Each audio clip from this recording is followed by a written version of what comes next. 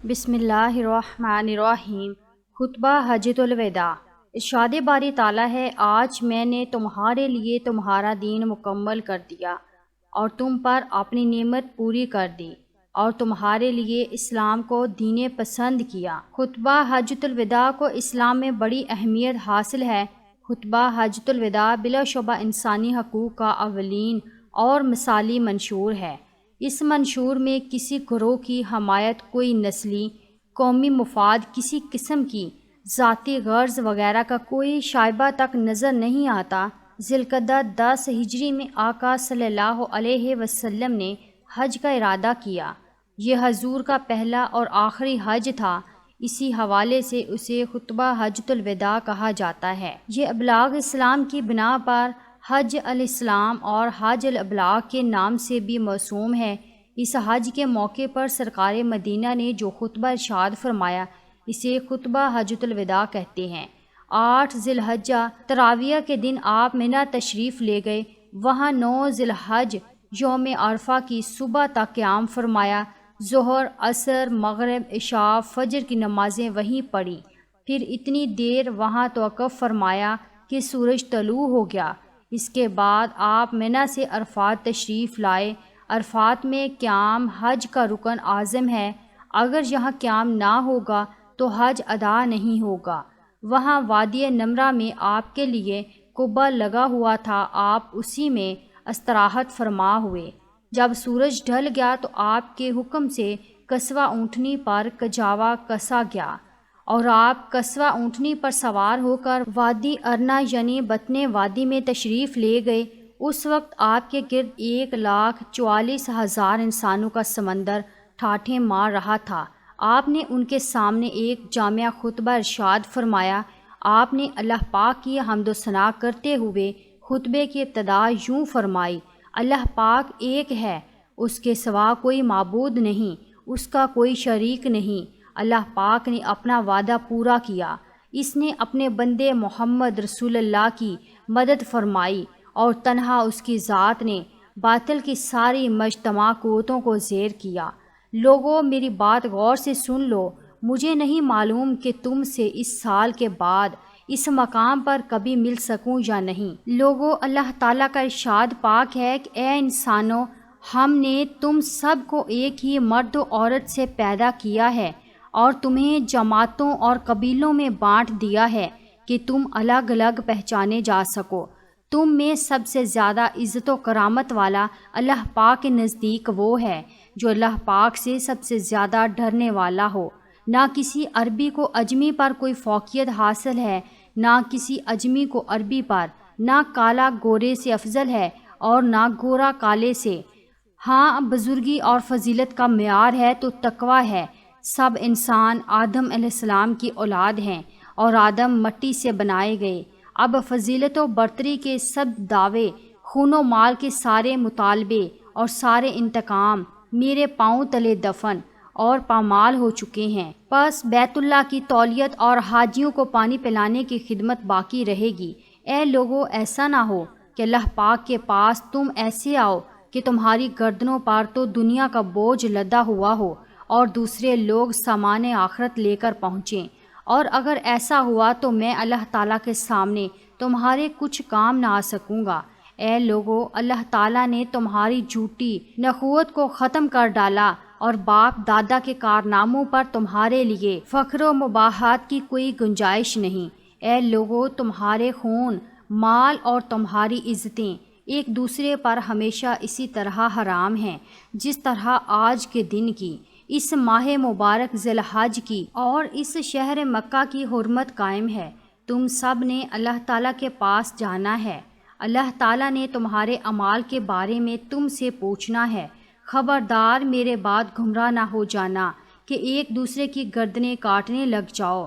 اگر کسی کے پاس امانت رکھی جائے تو وہ اس کا پابند ہے کہ امانت رکھوانے والے کو امانت واپس دے دے۔ لوگوں، ہر مسلمان دوسرے مسلمان کا بھائی ہے اور سارے مسلمان ایک دوسرے کے بھائی ہیں۔ اپنے غلاموں کے بارے میں اللہ پاک سے ڈرو، ان کا خیال رکھو اور انہیں وہی کھلاؤ جو تم خود کھاتے ہو، ایسا ہی پہناؤ جو تم خود پہنتے ہو، جاہلیت کی ہر بات کو میں اپنے پاؤں تلے رونتا ہوں، جاہلیت کے قتل و خون ریزی کے تمام جھگڑوں کا میلیا میٹ کرتا ہوں۔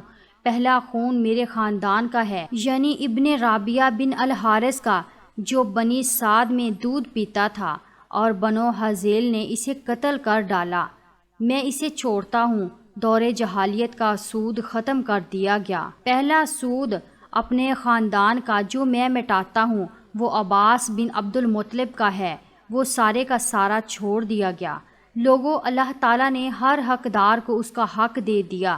اب کوئی کسی وارث کے حق کے لیے وصیت نہ کرے، بچہ اسی کی طرف منسوب کیا جائے جس کے بستر پر پیدا ہوا۔ جس پر حرام کاری ثابت ہو جائے اس کی سزا پتھر ہے۔ حساب و کتاب اللہ تعالیٰ کے ہاں ہوگا۔ جو شخص اپنے آبا کو چھوڑ کر اپنا نسب بدلے گا یا کوئی غلام اپنے آقا کے مقابلے میں کسی اور کو اپنا آقا ظاہر کرے گا، اس پر اللہ پاک کی لعنت۔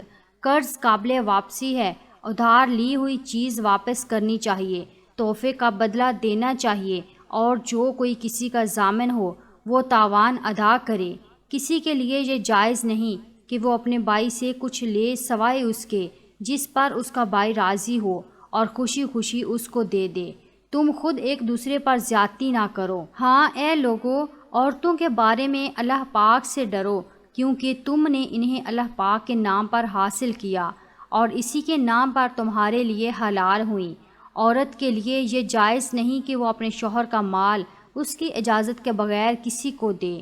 تم پر تمہاری عورتوں کے کچھ حقوق ہیں، اسی طرح ان پر تمہارے حقوق واجب ہیں۔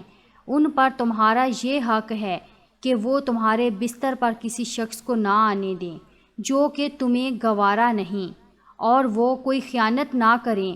اگر وہ ایسا کریں تو اللہ پاک کی طرف سے یہ اجازت ہے کہ تم انہیں معمولی جسمانی سزا دو کہ وہ باز آ جائیں، اور تم پر عورتوں کا حق ہے کہ تم انہیں معروف طریقے سے کھلاؤ پلاؤ، کیونکہ وہ تمہاری پابند ہیں اور وہ خود اپنے لیے کچھ نہیں کر سکتی۔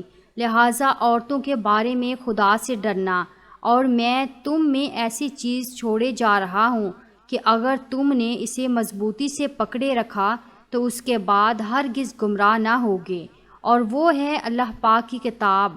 ہاں یاد رکھنا، دینی معاملے میں حدود سے تجاوز نہ کرنا، کہ تم سے پہلے لوگ انہی کے سبب ہلاک ہوئے۔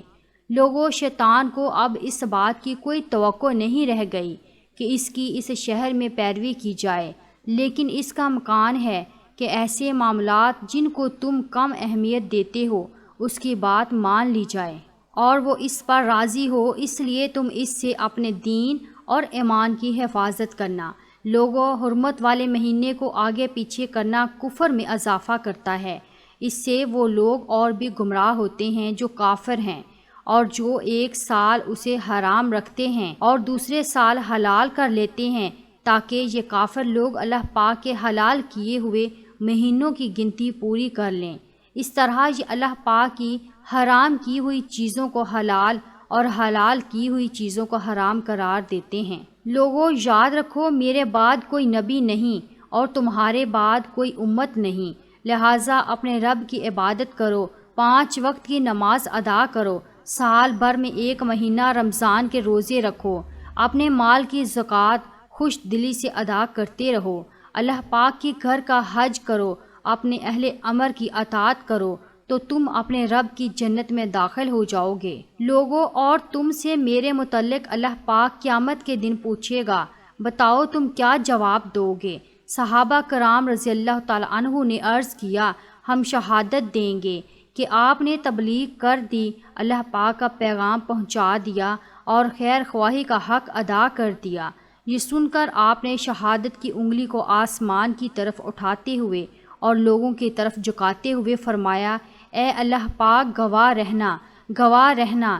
اس خطبے میں اپنے کئی امور بیان فرمائے، اور جب فارغ ہوئے تو سورۃ المائدہ کی یہ آیت کریمہ نازل ہوئی، آج میں نے تمہارے لیے تمہارا دین مکمل کر دیا اور تم پر اپنی نعمت پوری کر دی اور تمہارے لیے اسلام کو بحیثیت دین پسند کیا۔ خطبہ دینے کے بعد آپ نے حضرت بلال رضی اللہ تعالیٰ عنہ سے فرمایا کہ اے بلال اذان پڑھو۔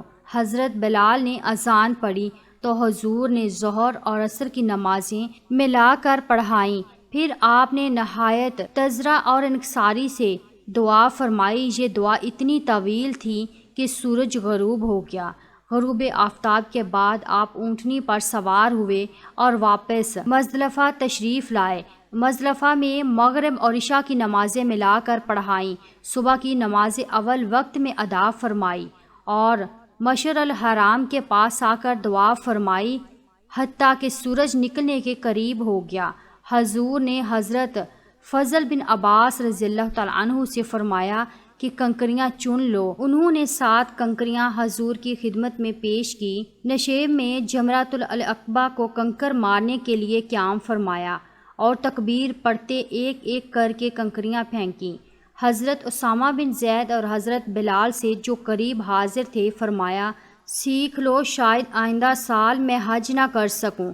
یہاں پر حضور نے پھر ایک مرتبہ خطبہ دیا جس میں قربانی کے فضائل، طریقہ اور احکام بیان فرمائے۔ پھر آپ پہاڑ کے دامن میں تشریف لائے اور قربانی فرمائی۔ 93 اونٹ حاضر تھے۔ قربانی کے بعد آپ نے حضرت علی المرتضیٰ رضی اللہ تعالیٰ عنہ سے فرمایا کہ قربانی کی کھال مساکین میں تقسیم کر دو۔ پھر آپ نے حجامت بنوائی۔ یہاں سے فارغ ہو کر آپ واپس کعبۃ آئے اور طواف کیا۔ اس کے بعد آب زمزم پہ تشریف لائے اور کھڑے ہو کر قبلہ کی طرف منہ کر کے پانی نوش فرمایا۔ پھر اسی وقت آپ منی کو تشریف لے گئے۔ رات کو منی میں قیام فرمایا۔ صبح اٹھ کر زوال سے پہلے جمرہ اولا، جمرہ وسطیٰ اور پھر جمرہ عقبہ کو کنکریاں ماریں۔ یونہی 3 دن تک عمل فرمایا۔ پھر آپ مکہ واپس آئے اور بغیر رمل طواف وداع فرمایا۔ صبح کی نماز کعبۃ اللہ میں ادا فرما کر واپس مدینہ منورہ کا ارادہ فرمایا۔ خطبہ حجۃ الوداع کے اہم نکات: انسانی جان، مال، عزت و آبرو، اولاد کا تحفظ، امانت کی ادائیگی، قرض کی واپسی اور جائیداد کے تحفظ کا حق، سود کے خاتمے کا تاریخی اعلان، پرامن زندگی اور بقائے باہمی کا حق، ملکیت، عزت نفس اور منصب کے تحفظ کا حق، انسانی جان کا تحفظ، قصاص و دیت، قانونی مساوات کا حق، نسلی تفاخر اور طبقاتی تقسیم کا خاتمہ، غلاموں کے حقوق کا انقلابی اعلان، عورتوں کے حقوق کا تاریخی اعلان۔ خطبہ حجۃ الوداع کی اہمیت کا اندازہ اس سے لگایا جا سکتا ہے کہ جس شہر اور جس خطبے میں 23 سال پہلے آن حضرت صلی اللہ علیہ وسلم کے رشد و ہدایت کے پیغام کو لوگوں نے جھٹلایا تھا، اب اسی شہر میں 1,44,000 سے زائد افراد آقا کا خطبہ سن رہے ہیں۔ تاریخ ساز خطبے میں کیے گئے تمام اعلانات، ہدایات اور تعلیمات پر حضور کی حیات طیبہ میں ہی عمل کیا گیا۔ حضور کے بعد خلافت راشدہ اور اموہ عہد میں جس طرح عمل کیا گیا، تاریخ اسلام کے اوراق اس کے ترجمان ہیں۔ عورتوں اور غلاموں کے حقوق پر نظر ڈالی جائے تو محسوس ہوتا ہے کہ آقا کے عہد مبارک میں حضرت سلمان فارسی اور حضرت بلال حبشی مشاورت میں اکابرین کے ساتھ جمع ہوتے تھے۔ حضرت زید بن حارث رضی اللہ تعالیٰ عنہ کی ماتحتی میں جلیل القدر اکابر صحابہ کرام شریک تھے۔ عورت سے متعلق جو تمام احکامات مثلاً محرمات، نکاح، حق مہر، طلاق، خلا، نفقہ وغیرہ بیان فرمائے، وہ سب قرآن پاک میں عورتوں کے متعلق سورۃ النساء موجود ہے۔ اللہ رب العزت ہم سب کو اس پر عمل کرنے کی توفیق عطا فرمائے، بروز محشر سرکار مدینہ کی شفاعت نصیب فرمائے، آمین۔ ناظرین کمنٹ باکس میں آمین ضرور لکھیے اور اس ویڈیو کو بھی لائک کر دیجیے، شکریہ۔